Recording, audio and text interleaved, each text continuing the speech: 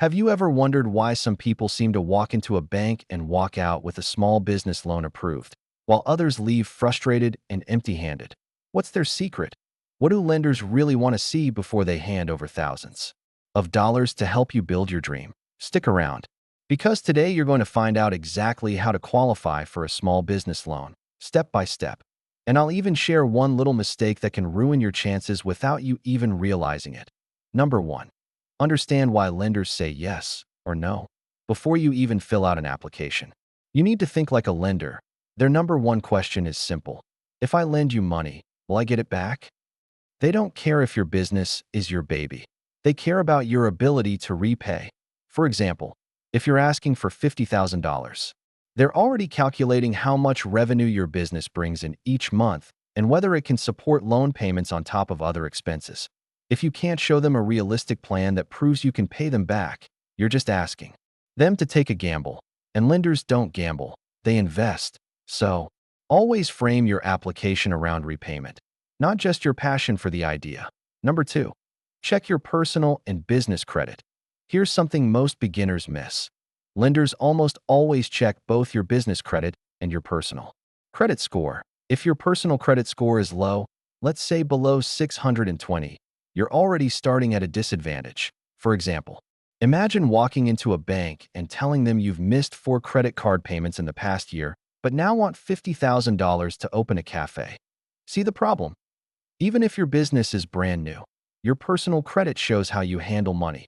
And if your business is more than a year old, they'll also pull your business credit report to see how you pay your vendors and bills. The higher your scores, the better your chances, and the better the loan terms. Number three, know your numbers inside and out. One of the fastest ways to scare off a lender is to look confused when they ask about your numbers. You should know, before you even apply, exactly how much you need, what you'll use it for, what your monthly revenues are, what your profits look like, and how much your current debts total. For example, if you're opening a small bakery, don't just say you need about $20,000. Say, I'm requesting $22,000 to cover equipment, inventory, and first month's rent, based on my business plan projections of $5,000 monthly revenue in the first year. Specificity shows preparation. Vague answers show risk. Number four, prepare a business plan they can't ignore. You don't need a 100-page binder, but you do need a clear, written business plan that answers the lender's questions. This includes what your business does, who your customers are, how you'll attract them, what your expenses will be, and how much you'll make. Let's say you're applying to open a dog grooming shop. You can say, in this city, there are over 8,000 dog-owning households, and my market research shows a demand for affordable grooming services within 5 miles. I plan to capture 5% of that market within 1 year. When you demonstrate you've done your homework, you make lenders feel safer. Number five, show you have some skin in the game. Lenders love borrowers who take risks themselves. For example, if you're asking for $50,000 but haven't invested a single dollar of your own savings into the business, lenders may hesitate. Why? Because if you're not willing to risk your own money, why should they? Even a small amount, say, investing $5,000 of your own into inventory or equipment, shows commitment, and that makes them more likely to trust you with their money. Number six, get your paperwork ready before applying. Nothing frustrates a lender more than someone who fills out an application but then can't produce the paperwork when asked.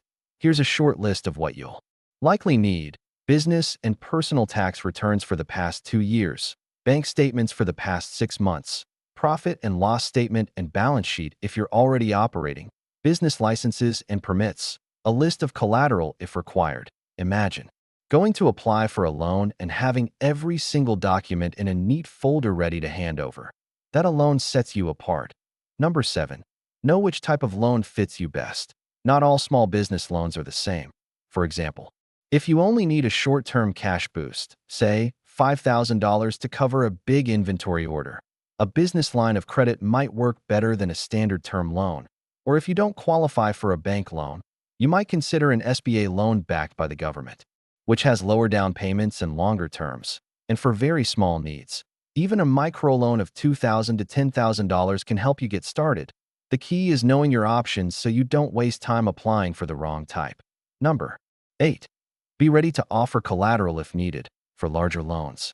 Lenders often want collateral, something they can take if you don't pay. This could be business equipment, inventory, or even personal assets. For example, a landscaper applying for a $30,000 loan might use their truck and equipment as collateral. But don't worry, not every loan requires it. Many small loans and SBA-backed loans are unsecured or only partially secured. Still, know what you're willing to put up just in case. Number 9. Build relationships before you need them. Here's a secret that experienced entrepreneurs know. Start talking to lenders before you actually need the money. Visit your local bank or credit union and open a business account. Get to know the loan officer, share your goals, and ask what they'd recommend. Then, when you do apply, you're not just another name on a form. You're a familiar face. For example, one woman I coached opened her bakery because she spent months building rapport with her bank manager. When she applied, they already trusted her.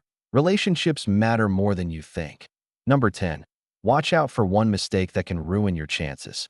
Here's the mistake almost everyone makes: applying to multiple lenders at the same time and letting them all pull your credit. Every hard credit inquiry can drop your score by a few points. And if lenders see you've applied everywhere, they may assume you're desperate. Instead, shop around first, ask about their requirements, and then apply only to the 1 or 2 lenders that are the best fit. Number 11. Consider alternative lenders. Banks are not your only option. If a traditional bank turns you down, look into online lenders, peer-to-peer lending platforms, or even nonprofit lenders. For example, many online lenders specialize in working with startups and can approve applications in days rather than weeks. Some even focus on borrowers with lower credit scores, though the interest rates may be higher. Exploring alternatives can open doors you didn't even know existed. Number 12. Highlight your industry experience. Lenders want to know you can actually run the business you're borrowing for. If you've worked in the same industry for years, make that clear in your application. For instance, if you're opening a restaurant and you've spent 10 years managing kitchens, that experience gives lenders confidence you know what you're doing. Even if you're switching industries, show transferable skills that prove you're capable of success. Number 13. Show strong cash flow if you're already in business. If your business is already running, lenders will look closely at your cash flow. Even if your revenue is high, irregular or negative cash flow can make you look risky.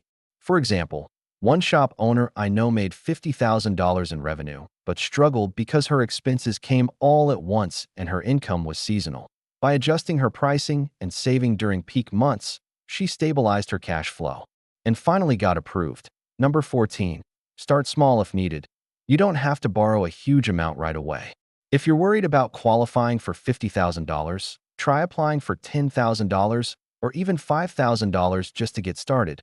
Once you prove yourself by repaying that smaller loan on time, it's much easier to get approved for a bigger one later. This strategy works especially well for beginners trying to build trust with lenders. Number 15. Be honest and realistic. Finally, don't overpromise or fudge numbers just to impress a lender. They've seen thousands of business plans, and they know when something sounds too good to be true. If your projections are modest but realistic and backed up with solid research, they're far more likely to take you seriously. For example, saying you expect to make $20,000 in profit your first year is more believable than claiming you'll earn $1 million right out of the gate.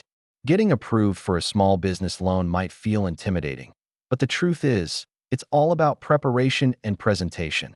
Now you know exactly what lenders are looking for and how you can stand out from the crowd. But here's a question for you. If you got approved for a business loan tomorrow, what's the very first thing you'd do with it? Share your answer in the comments below. I can't wait to hear your ideas.